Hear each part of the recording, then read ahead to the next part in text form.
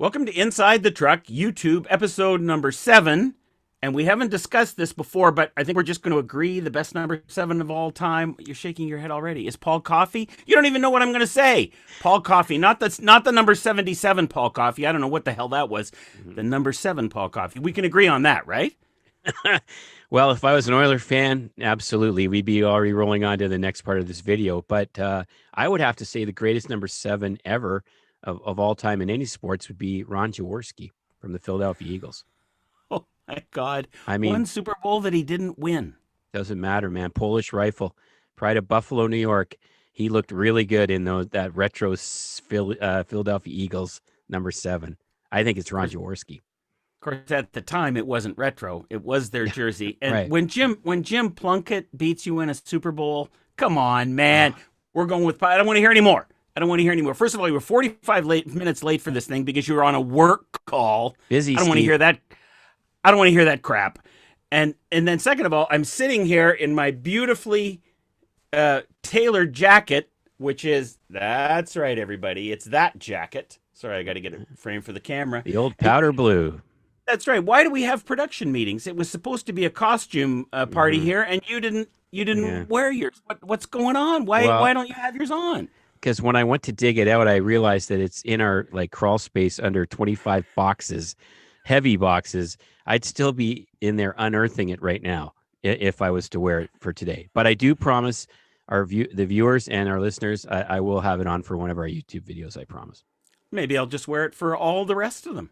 Oh, Maybe for the rest of time, I'm going to wear this. I suppose I should have dressed the cable behind like this. This is quite weak by me. you look like $1,000,000 in that thing. See, At this is least, what matters. at Right least here. yours still fits you. Mine would. You remember when the Incredible Hulk used to bust out of his clothes? That's probably what it's going to look like. Lou Ferrigno. Hmm. I'll just call you Lou for the rest of this Yeah. YouTube. But the reason I'm wearing this is to promote some of our upcoming podcasts, right? Hmm. Our next podcast is going to be about the Super Bowl. We've Yep. already decided that, right? Yep. Hmm. And then at some point, I don't know, maybe the next couple of months, we're going to do the Blue Blazer, baby. Millions of stories from a ton of people to talk about the Blue Blazer. But one of the things, a bit of a topic change here, that's really been going around as we start the season, I've been doing a lot of talk on Twitter about analysts Okay. and in the NHL, right? Hmm. And getting a fair bit of feedback from some analysts, even, Wow. and not negative. Yes, not negative, positive. But the reason I thought we could do a show about analysts is because it really seems to be a bit of a hot button. And then I got thinking, why would I be, kind of thoughtful about that, and maybe you not so much? And then I thought producers and directors. And directors are kind of all about the visual, right? Hmm. And Yeah. producers kind of worry about the audio. Like we spend half our game talking to commentators, whereas you're watching the cameras, you're listening. It's kind of a completely different focus between the two functions, right? Yeah, it's true.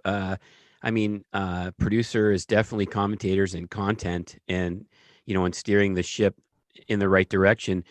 Whereas a director has to make sure that we're seeing the prettiest pictures as we steer to that direction. So yeah, it's definitely a must to have two sets of eyes looking at two completely different things in the middle of a broadcast for sure. I think it's funny because I'm not sure most viewers perceive that, they understand technicians have different roles in a truck, but producer and director, even though they're sitting right beside each other, we're almost always looking for different things, right? And noticing different things. And if we notice the same thing, it's probably really bad, right? Yeah, no, exactly. Yeah, exactly. We're noticing in real time, hundreds of things, but also still having to be on the same page as well too. So, yes, completely different worlds, but have to be connected by an umbilical cord. So, speaking of noticing things, one of the things you and I went back and forth about this past weekend was on NFL broadcasts, when the commentators appeared on camera, Hmm. you kind of weren't too happy about the way not the commentators looked, but everything around them. Is that the way to say that? Well, you could actually even include the commentators in that, and what Steve's referring to is the booth on cameras for Fox, Fox NFL coverage of the NFC Championship game and CBS's coverage of the AFC Championship game. What blew me away was that it was two completely different philosophies and looks for what amounts to really be, the same execution. Um, in the NFC Championship game on Fox, you had, Who, who are we looking at? We're looking at Jim Nantz and Tony Romo. oh no, sorry. So on Fox, Sorry, yeah, we're looking at Joe Buck and Troy Aikman. got it. Okay, and that you'll note they were very casual. They wore basically the same sort of black, winter jackets, sort of winter puffer style jackets with curiously no branding. Um, and it was very casual. They were standing up, kind of leaning against the console, the desk. And then in the middle of all this was a box of Kleenex, an open box of Kleenex, an open bag of Hall's lemon mentholyptus, whatever, cough drops, a couple of water bottles, a whole. I think there was a can of like flavored peanuts that were behind Troy Aikman as well too. It was just basically kind of like the fans would be at home watching it on their couch with all this stuff sort of scattered in front of them. Okay, so first of all, they're in Green Bay. Uh-huh. Okay, so they're freezing there, you know what, even though it wasn't that cold, but they got to have Halls. They've got to have Kleenex. And I don't think they did it coming out of break. Didn't they do it between in a kick? You guys just spin around like we don't have time to dress the set. Well, they do, and there's actually people that get paid to do that on the broadcast, and that's really all their only job is to make sure that the booth looks good and clean. So then, but the other thing that struck me as well too was there was no social distancing really, and there was no PPE. There was no plexi between the commentators, which, as you know, our viewers will notice that's pretty much that's commonplace now on all broadcasts, right? Pretty standard, yeah. Then you go to the CBS booth, and That's Nance and there's Romo. there's Jim Nantz and Tony Romo. They're seated, not standing or slouching against the counter. They're wearing CBS crested blazers. Check mark. One of which you stole from Pat Summerall. No, it was It just was just the pocket. crest. Yes, the Right. pocket crest. Yep. And there was like nothing on the desk between them except for their intercom box and a monitor and stuff. So that on camera had been immaculately, it was pristine for the on camera. So I'm not saying one is right and one is wrong. Certainly, I clearly we're think you doing a are. video on this, so I have a preference. Let's just say if I was working the championship game, my booth I worked on would have looked more like the CBS booth than the Fox booth. But yeah, I just thought it was really unique how basically, like I said, it's the same execution, but two completely different styles at the same network level. Very interesting. And see, to me, all I'm doing is listening to what they're saying. Unless there's like, oh, I don't know, a severed body part or something on the. I'm like, whatever. Now, I don't love that you could read the Hall's branding. That wasn't Mm-hmm. my favorite. It was honey lemon. But. Which probably is the best. Cherry also good though. Mm-hmm. I don't love that you could read the branding unless, of course, somebody slipped a little from Halls, and then it's like we're going to put that right there between them. Just have a look in the third quarter. You'll make your appearance. I don't love that, but I don't think you have to reach back and just wipe everything off the countertop on it. Like it doesn't have to be sterile. Plus, I thought Nance looked like a bit of an old man. I think he was looking around the glass at Romo. Yeah.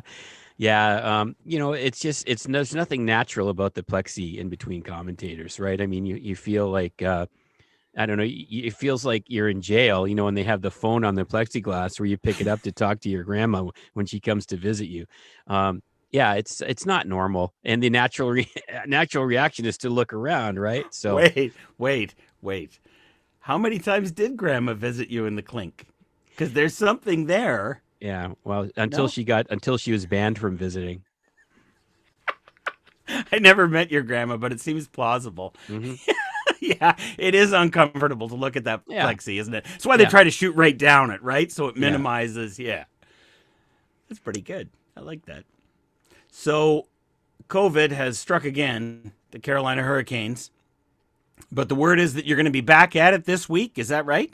So we're aiming to be back at it on Thursday. Right now, as we record this, our game tomorrow night, uh, Tuesday against Tampa, has been postponed and rescheduled. Um, but of course, we're in the day and age now where this can all change in a moment's notice. As long as there's no COVID positive tests between us or anymore for us and say Tampa, then I would say that the game on Thursday is probably on. Um, but again, until it's like noon and you're in your car driving to the arena, it's not really you're not really confirmed to doing the game. So, but we are plugging ahead that it will be business as usual on Thursday. Even then, are you guaranteed? Aren't you only guaranteed when they drop the puck? Look at the first postponement in the NBA. The fans were in the building a year ago. Yes, but you lead me to my next great point. Um, is that if we show up at noon on say Thursday, and we're there, and they cancel the game at 2 or 3 in the afternoon or 6 in the afternoon, You're getting paid. I get paid. I knew So that's where that was going. So actually, I would be happy if they canceled the game at like 4 in the afternoon. If it's canceled before that, it's when I don't get paid, and that got that. Although we laugh about it, it's actually a serious situation because you know, once the season started again, there's many of us in the industry that, okay, great. Well, now we can pay our mortgage. Now we can, go to Costco and get those weekly groceries, things that we haven't been able to do for 8 months because there was no income. Um, and it's kind of unnerving to say the least to get a message saying, don't bother going to work for this, the next 7 or 8 days, and you're not going to get paid for it because, we don't know when they're going to play the games again.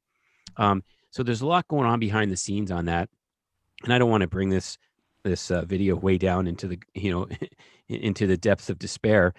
But really, there's behind the scenes of your favorite sports broadcasts. There's a real game of it's the game. I'll call it the game behind the games.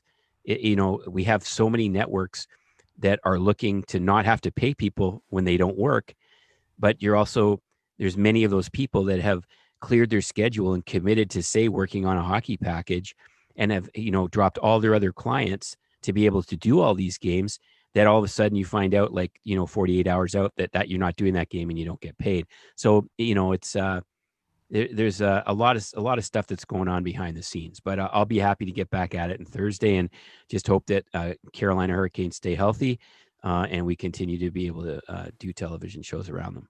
So the Dallas Stars have been postponed at one point. Now the Mhm. Hurricanes have been postponed at one point. How many more do you see this season? If you had to guess between now and say, when the Stanley Cup's awarded on, I think the last day is July 5th, it's possible. Yeah. How many more do you see? I mean, I think there's probably going to be 10 to 15 teams that are going to be hit by COVID. I really do. I mean, you know, I don't see how that doesn't happen. You're not in a bubble scenario. Players, for the most part, do have almost their regular freedoms. They're asked to be responsible, and we all get that, as we all are. But at the end of the day, they don't control who comes into contact with them or know where that person's been and what contact they've had. So just by the sheer numbers alone, I think the odds of it happening to 10 teams probably. I mean, what are we at right now? Dallas, Carolina, Nashville has players on the COVID protocol. Detroit has like 5 currently, right? So I mean, I've almost named 5 teams, and we're a month into the season, not even. I think 10 is a realistic number. I think there'll be at least 10 teams that are affected by this. I'm talking about teams that go on pause though and miss Well, games and have to have games rescheduled. So you're saying a third of the teams. I think You know so. what? Yeah. I think that's I think that's possible. Oh, I Mhm. hate to agree on that because it's such a bummer, isn't it? But here's the thing: is how do they deal with it? Okay, so in our situation with Carolina, they shut us down. But Detroit, as we do this video, are continuing to play with 5 players on their COVID list and having to bring guys up and down from their taxi squad. So, like, I'd love to be a fly on the boardroom meetings in New York as to what teams play and what teams don't play. I mean, we caught a break because the 5 guys that are on our COVID list, like 4 of them are major, are top line players for us. So, Right. you know, You don't want it's to play. No, you don't want to play. I mean, if Right. we had been forced to play this past week, we would have, given away a lot of points that potentially we would not have if we had a full roster. So it's very interesting. It's completely a moving target, work in progress, whatever you want to call it. But realistically, like the way I describe it is they're just kind of making this up as they go along because it's uncharted waters. Like nobody's ever been there before. Trying to find the league, networks, teams, players, everybody, they're all just trying to find the best way to deal with it, with having, you know, no history of how to. Do you find it distracts, as a fan, does it distract you from your enjoyment of the game? Because it's distracting me a little bit from my enjoyment of the game. It's taking some bandwidth that Mm-hmm. I would be watching hockey and thinking about this other factor and this other component in all these sports. Do you find the same thing? Yeah, absolutely, for sure. There's one eye on what you normally watch, and there's one eye on the COVID protocol list, and who popped on it today. I mean, all the teams every day have a call like 5 or 6 p.m. where they have to announce the names, and it's almost kind of like it's the lottery you don't want to win. You know, Yeah. so it's yeah, I pay a lot of. I mean, obviously, it has a direct effect on my income, but I pay a lot of attention to it. Like you say, way more than I probably should be. Yeah, and I find paying attention to that is not what you want to be as a sports fan. You want to be paying attention to sports. How do you think the postponements for the team will affect them down the road? I mean, obviously, if you have games postponed, your season is compressed, and now you're playing the same number of games in fewer days. Do you think it'll affect teams at the end, or do you think it'll just all come out in the wash and it won't really matter? I think it'll definitely affect teams. I mean, like if you look at Carolina, for example, our final 50 games, sorry, our final 40 games will be played in 50-day span. Oh, for God's sakes! Yeah. So, I mean, okay, first of all, hockey, physical, tough, very, very prone to injury, even when you're playing on a normal schedule. So try playing. I looked at our revised schedule. We have many weeks where we have 4 games a week. Like, you know, I mean, that for how physical and violent and tough and wear and tear it is on these players. I mean, it's going to be a season of attrition. Like, I think the team that wins the Stanley Cup is the team that stayed healthiest long enough. Which you could actually say every year, right? But this is like for a completely different reason, Hmm. right? On ice injuries, plus then there's this whole other column that where things factor in that have never factored in before this way in an NHL season, not Yeah. since 1919 anyway, when they canceled the Stanley Cup final. Anything else that you saw on the weekend, or are we just gonna we're gonna sign it off and disagree on Paul Coffey and Ron Jaworski? I would like to say one other thing. I love, love, love, love my favorite thing. And again, I'm speaking with my director hat on because it's the only hat I have. Is pylon cam. How many great looks were there in both the NFC and AFC championships from pylon cam, right? Whether it be down the line or across the goal line, phenomenal. And the images that they get out of those cameras are mind blowing. And the fact that they're completely untethered. And when the pylon gets wiped out, the cameras just go flying with the pylon and they just whoop, put it back and away we go again. I think that is the neatest thing. So I just wanted to say that was a watch of all the football I watched on the weekend, which was every second of both games. That was my, other than the booth shot. That was the other thing that was my other big takeaway was pylon cam. I love that. And the thing about that is they probably could have done it years earlier, but very expensive, right? Or they had to cable it, or maybe they couldn't do that. But then the other thing is, even if you have pylon cam, you may have a game, two, three, four, where you never get a shot from that camera, right? So it's all just a crapshoot. And then you get some games where guys reach and actually hit the pylon with the ball, and it's like Awesome. it's not getting better than that, It's right? awesome. No, technology is amazing. To be able to produce a camera that's that small that has that quality of pictures coming off of it from like an RF frequency is phenomenal. It really is. Yeah, I can't wait. I can't wait to see Pylon Cam in the Super Bowl. You know what I often think of, and you reminded me as you mentioned it right there. I still can't believe in hockey there isn't a camera inside each post pointing in and inside the crossbar pointing down. Because, and I realize that would take the cost of the net to another level, and it would have to be recessed so it didn't affect the size of the 4x6 size of the goal right down to the millimeter. But does it surprise you at all that we don't have that yet? It surprises me that we don't have that camera. Well, the NHL has experimented with that technology. In fact, there is a camera that is at the crossbar that looks down, so that one exists. But They not in did. every game, not in Oh every yeah, show. yeah. No, so it's actually part of the NHL video review system. So they have access to that camera in the war room in Toronto. So that one is there. And then what happens is, not to bore people with the process, but those blue line cameras and the cameras that they have in the net, they are routed right to Toronto. Toronto makes their decision based on that, and then there is a return feed where the broadcasters can get a feed of that blue line camera or that net camera to say, okay, this was how the decision was made, and there's the video. But they did experiment with ones in the posts, not the crossbar. Hmm. I know that my first couple of seasons when I was at Sportsnet, so 2014, 15, 16, 17, that was a thing. We didn't have a feed of it, but they were experimenting with it. So Well, wouldn't you think? Go yeah, I ahead. was just to say, if the technology is not being used today, it will be readily available. So, I just would think at this point, I would love to see two right along the ice. mhm. The viewers can see up high and then straight down, like these disputed goals and whether the guy, like, wouldn't that would solve a lot of that, wouldn't it? I think what you're going to see is an infrared from post to post with a chip in the puck And the that puck. tells you if it crossed, and then that will be the determining factor, because that way it takes the human element out of it completely. And as we all know, sometimes that's a good thing. Right, but then what? How does the goalie's butt not break the? You know what I mean? How do they? I think the reader would read only the chip on the puck.